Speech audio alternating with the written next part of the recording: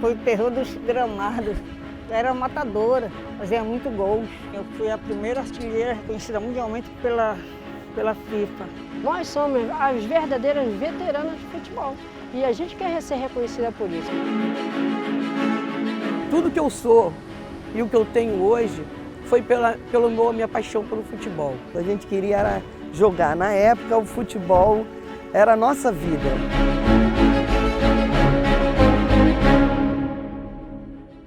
Mulher e futebol. Uma história que oficialmente começou há 4 décadas. O caminho até aqui foi difícil, aberto por mulheres que enfrentaram o preconceito e até a lei. Mas elas partiram para o ataque e viraram o jogo. Hoje, as nossas meninas são vice-campeãs mundiais. E Marta, a eterna camisa 10, foi eleita por 6 vezes a melhor do planeta. Tudo isso com muito pouco incentivo ou apoio. Em 2027, o Brasil vai sediar a Copa do Mundo de Futebol Feminino. É a chance do título inédito. No Câmara Rio Reportagem Especial de hoje, você vai conhecer mulheres que ajudaram a criar e as que fazem a história do futebol feminino no Brasil.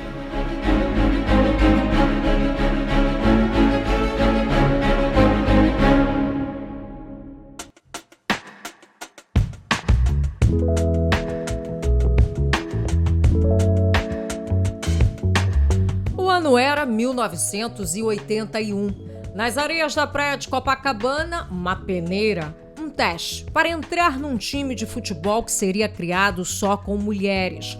A ousadia veio do Esporte Clube Radar, que sabia o tamanho do desafio, mas talvez não tivesse ideia que entraria para a história do futebol brasileiro.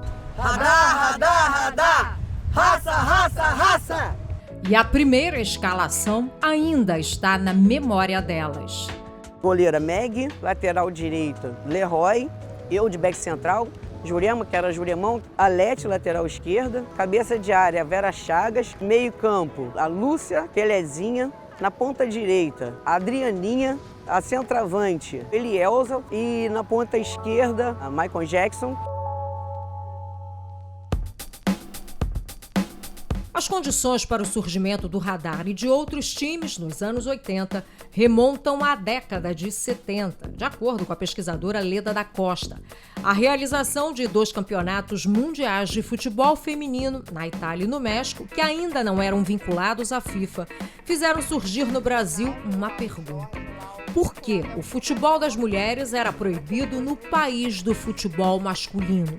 Aí você vai ter uma combinação que é fantástica, que são as demandas do futebol e as demandas da sociedade. Aí você tem um momento no qual as mulheres se organizam muito em movimentos de direitos, com uma ênfase razoável na questão da liberdade do corpo. Então, no final dos anos 70, a gente vai ter na imprensa carioca muitas matérias se perguntando por que as mulheres não podem praticar futebol. À medida que essa pergunta vai aumentando, vai surgindo, vai crescendo nos jornais, competições nas praias de Copacabana vão aparecendo. Competições de futebol feminino. E aí vai o Radar. O Radar, que começou na praia e depois foi para o campo, foi o time que dominou o futebol feminino na época. Ele chegou a ser hexacampeão carioca e brasileiro. A comemoração do primeiro título, em 1983, ainda está na memória das jogadoras. E aconteceu numa noite em que o Maracanã estava lotado. Nós recebemos a faixa no Maracanã, que era um jogo que o Flamengo ia fazer. Aí nós antecedemos a esse jogo para colocar a faixa. Foi maravilhoso, nossa. Adílio, Zico, Andrade, Leandro, que colocou a faixa em mim foi o Leandro. Não tem como explicar essa emoção.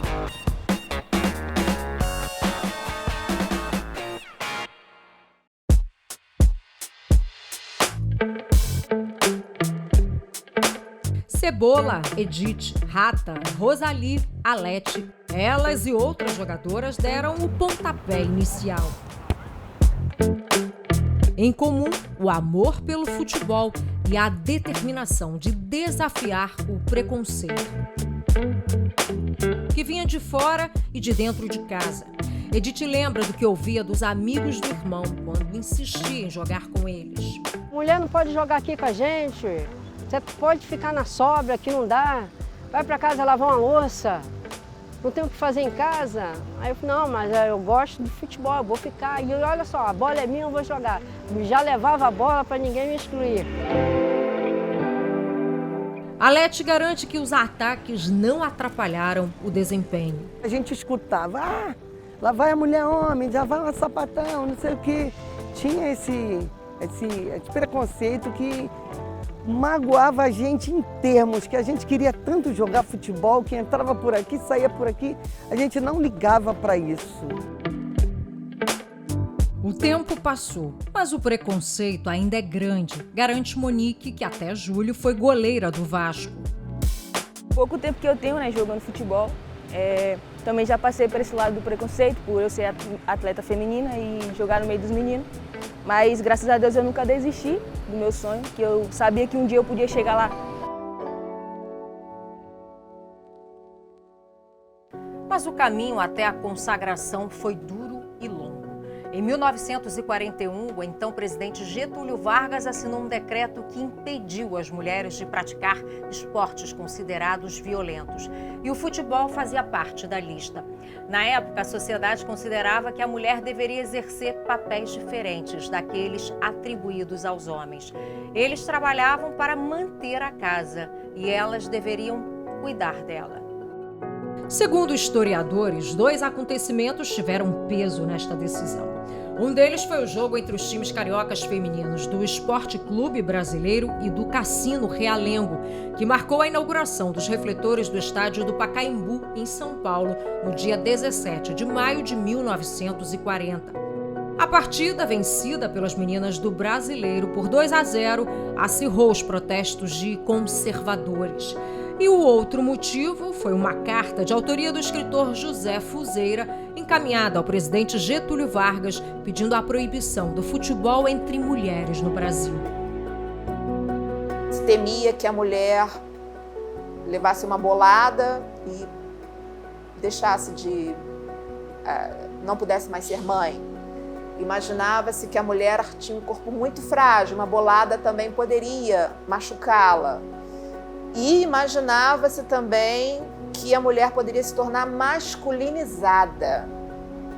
Então, o futebol, assim como outros esportes, eles representaram uma ameaça muito grande a um padrão social tido como ideal para a mulher. E isso, em grande medida, vai se refletir nessa proibição de 41, que só vai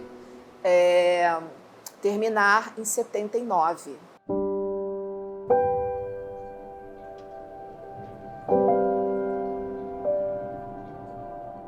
Muitas vezes o preconceito contra a mulher no futebol vinha acompanhado de violência.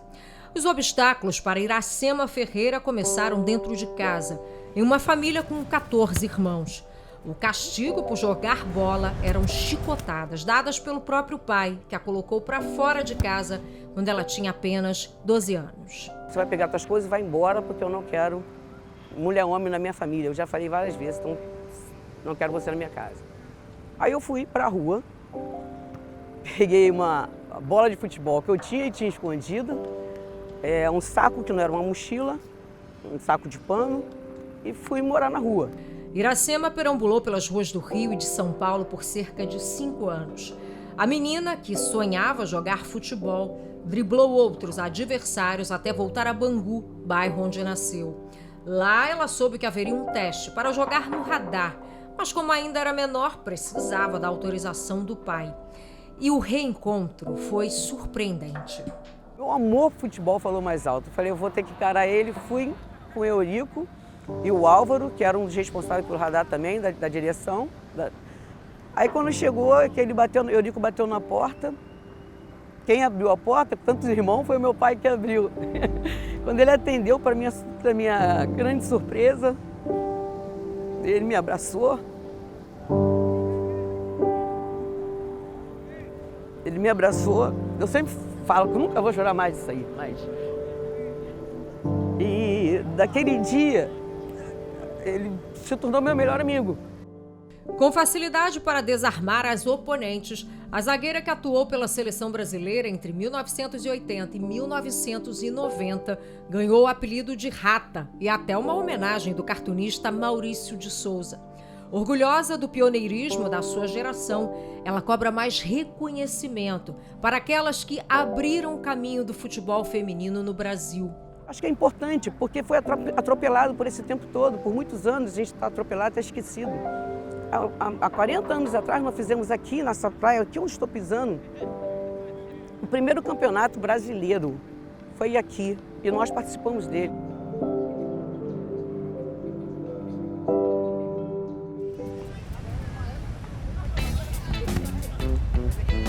Colega de Rata no Esporte Clube Radar, Cebola também deixou sua marca. A fama que assustava as adversárias garantiu à atleta paraense o título de primeira artilheira do futebol brasileiro feminino. Era matadora, fazia muito gols. Fui a primeira artilheira reconhecida mundialmente pela FIFA. E eles não veem isso. Vê só quem fez o primeiro gol, capitão. E a artilheira eles esqueceram, que é o principal. Rosali faz coro com Cebola e afirma que as jogadoras do passado foram esquecidas. A raiz mesmo, quem começou a jogar bola nos anos de 84, não tiveram, vou botar um terço, nada, não tiveram nada que elas têm agora. A gente não tinha passagem, a gente não tinha lanche lá, era um lanchezinho que o técnico arrumava pra gente, sabe? Não tinha salário, era por amor mesmo, não era por dinheiro. Edith lembra que a falta de apoio foi decisiva para o lento desenvolvimento do futebol feminino no Brasil. Se a gente tem esse apoio lá atrás, o futebol já estava alavancado há muito tempo. Nós já seríamos reconhecidos há muito tempo. Na verdade, eles faziam o que podiam, porque aí não tinha essa engrenação. E hoje elas têm tudo. Mas apesar de tudo, 4 décadas depois, elas têm mais motivos para comemorar. Afinal, são a história viva do futebol feminino no Brasil. A gente queria jogar. Na época, o futebol era a nossa vida. O número de jogadoras de futebol com carteira assinada no país ainda é uma bola fora. Dados do Ministério do Trabalho revelam as desigualdades. Em novembro de 2023, havia 9.869 homens oficialmente contratados e apenas 509 mulheres. Até maio desse ano, 12.667 jogadores trabalhavam com carteira assinada no Brasil. E o número de mulheres aumentou cerca de 40%, mas continua baixo. E o futebol, na maioria das vezes, não é a única atividade delas. Você tendo uma outra profissão, o futebol você não vai ter aquela coisa toda de empenho, aquela responsabilidade de estar ali e se empenhar só pelo futebol. A cidade do Rio tem uma lei de incentivo ao futebol feminino. Aprovada pela Câmara Municipal, ela estabelece regras para que o poder público forneça recursos financeiros, materiais, humanos e estruturais para a prática do esporte. A legislação prevê ofertas de turmas femininas em escolinhas ou projetos de futebol que recebam recursos da prefeitura. As instituições também deverão divulgar em suas redes sociais informações sobre atletas, como forma de incentivar outras mulheres. Em abril de 2024, o Legislativo Carioca homenageou mulheres que fazem parte da história do futebol feminino. Iracema Ferreira estava entre as homenageadas. Futebol feminino, a gente não aprende a gostar de futebol feminino. Nós nascemos amando o futebol feminino.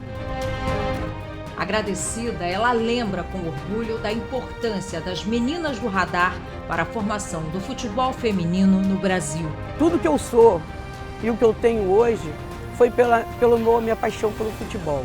E isso eu quero levar para o resto da minha vida.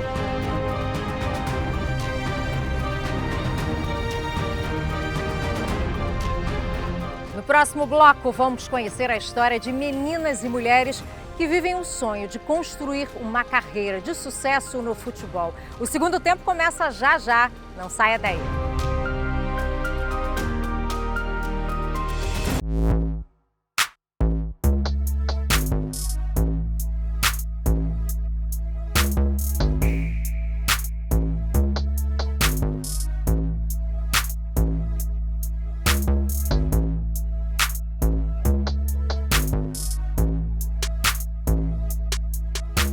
Câmara Rio Reportagem Especial está de volta hoje falando sobre futebol feminino.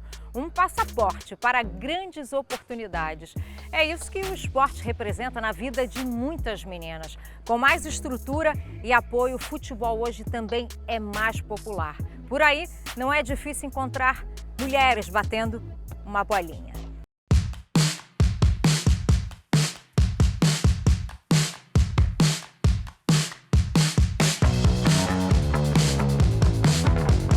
Elas vêm de vários pontos da cidade e se encontram às segundas e quartas-feiras no aterro do Flamengo, na zona sul do Rio.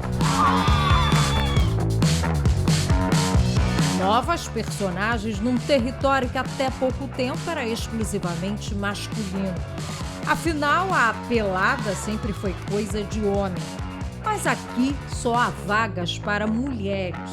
O encontro foi batizado de Pelada de Quinta, porque reúne muitas jogadoras iniciantes.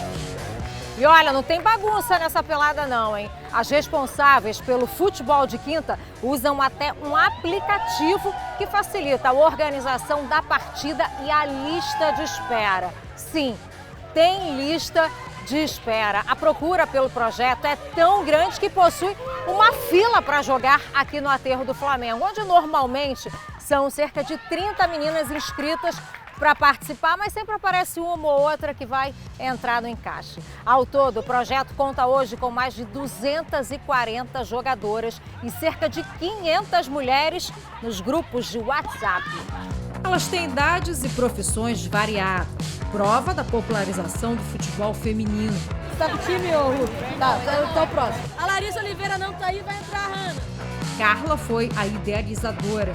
A nossa ideia é que seja um momento de lazer e que não precisa de dinheiro, né, pra isso. Venha mesmo se divertir. Então é espaço público, a gente se organiza aqui todo dia.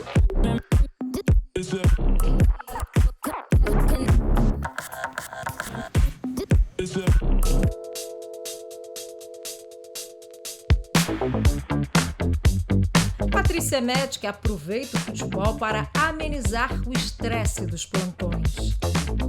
Elas me dão dicas, né, até na hora durante o jogo, depois do jogo também, assim, nos intervalos das partidas, elas me dão toques, né, toca assim, posiciona o pé assim, dá oportunidade, defende.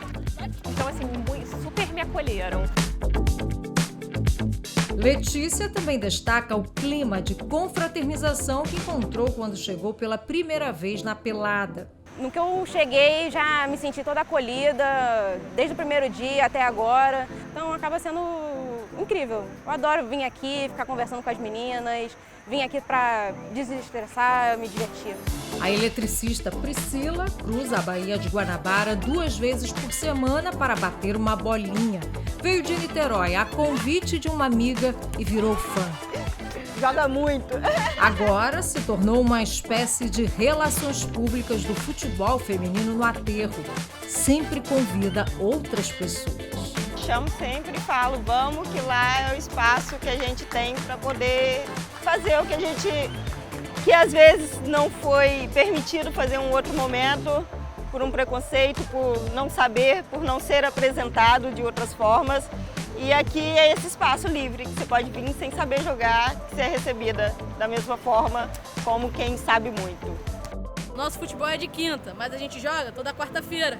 Vem jogar com a gente, vem!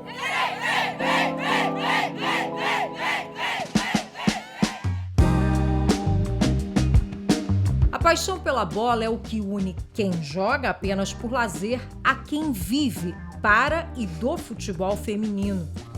Para a goleira Monique, que veio do Bahia, foram mais de 1.200 quilômetros de distância até agarrar a oportunidade. Carolzinha, meio campo, percorreu um pouco menos, 440. Ela veio de Minas Gerais. As duas foram campeãs brasileiras da Série A3 pelo Vasco em 2024. Na bagagem das jovens jogadoras, fé, determinação e saudade da família. Foi o que eu mais pensei, né, quando eu recebi a proposta para vir, porque é um pouco longe, Rio de Janeiro para Minas, e era um lugar totalmente diferente do que eu estou acostumada. Então, levei um choque de realidade assim, né? Porque estava acostumado com uma vida calma, moro no interior, mais parada. E aperta bastante, só que é tudo por um propósito maior, né? Dar uma condição melhor para minha família, então no final vai valer a pena. Para Monique, a saudade se junta a um sentimento de agradecimento pelo apoio da família. Meu pai joga bola até hoje, meu pai tem 50 anos. Minha mãe também já jogou, mas hoje em dia não joga mais. Mas eles me apoiam desde menor. Meu irmão me deu uma bola quando eu tinha 5 anos e daí foi o amor pelo futebol. E eu sempre joguei no gol e daí fui pegando aquilo como um amor para mim.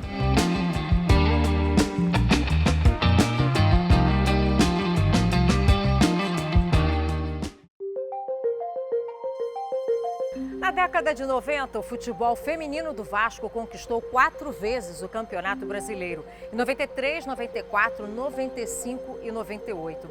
Durante o período de glória, o time tetracampeão revelou inúmeras jogadoras para a seleção brasileira e para o mundo. Pretinha, Fanta, Senira e Meg são alguns exemplos. A jogadora Marta, hoje 6 vezes a melhor do mundo, veio de Alagoas para o Clube Cruz Maltino e aqui iniciou sua trajetória de sucesso. Ela estava na categoria Sub-19 quando foi convocada pela primeira vez para a seleção brasileira. Serve como inspiração para várias meninas, né? Nem só para mim, mas eu creio que para várias meninas que hoje em dia sonham em ser atleta profissional. E eu acho que, vamos pegar isso como exemplo para seguir a trajetória da nossa vida, né? Pela grande pessoa que passou por aqui.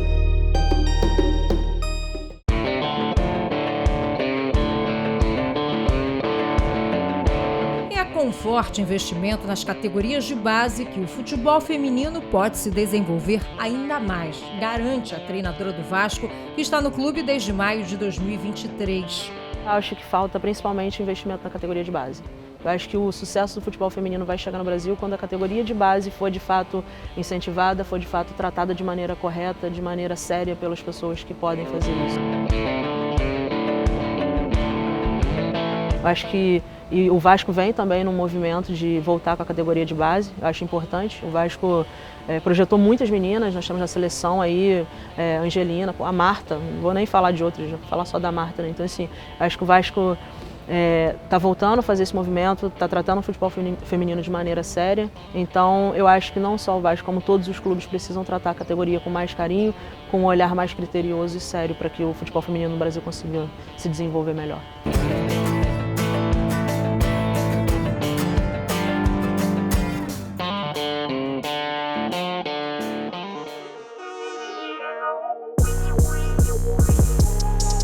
Na busca do sucesso, o futebol feminino faz uma tabelinha com a educação.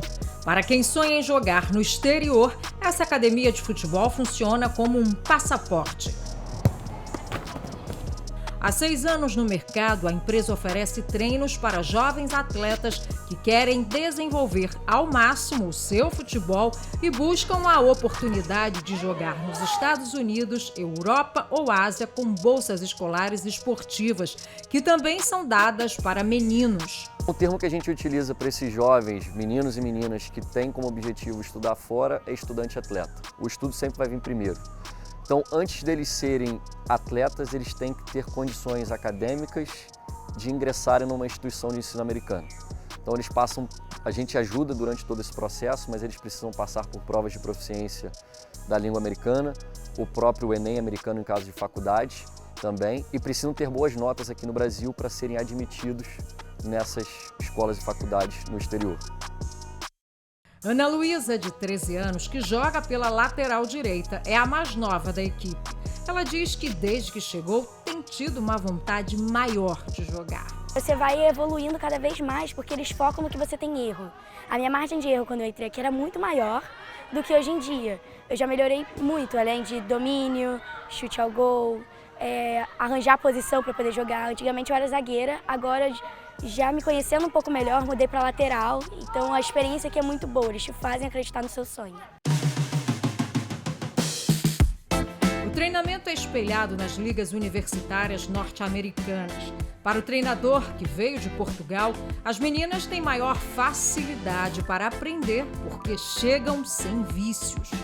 é uma grande diferença para o masculino que vem meio que com alguns vícios de achar que percebe, e as meninas vêm muito puras, muito verdes, com o objetivo de aprender. Isso acho que é bastante vantajoso e acho que nós temos que aproveitar essa pureza ainda das meninas a jogar futebol, que ajuda elas a evoluírem cada vez mais e nós passarmos mais conteúdo para elas.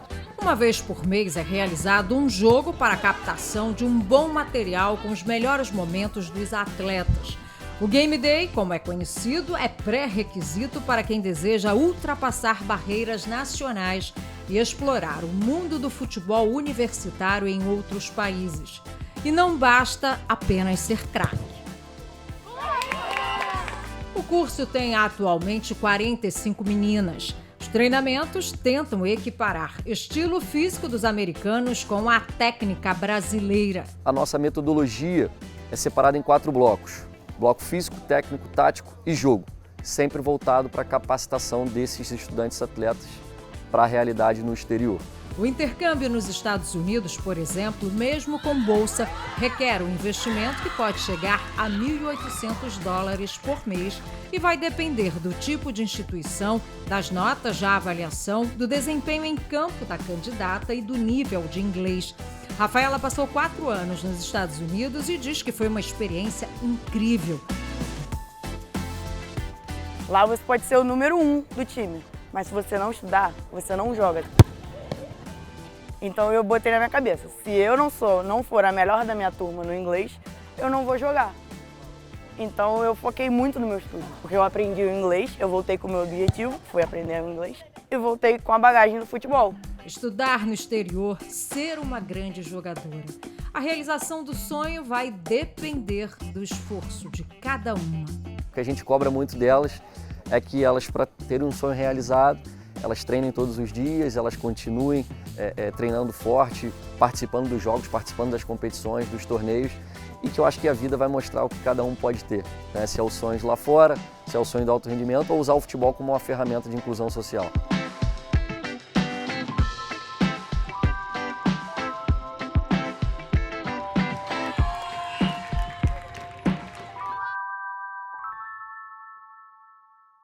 Fim de jogo, mas não de luta e torcida pelas mulheres que nos enchem de orgulho com o futebol feminino. O Câmara Rio Reportagem Especial de hoje fica por aqui. Você pode rever este programa e acessar todo o conteúdo da Rio TV Câmara nas nossas redes sociais em @CâmaraRio. Tchau, tchau e até a próxima partida.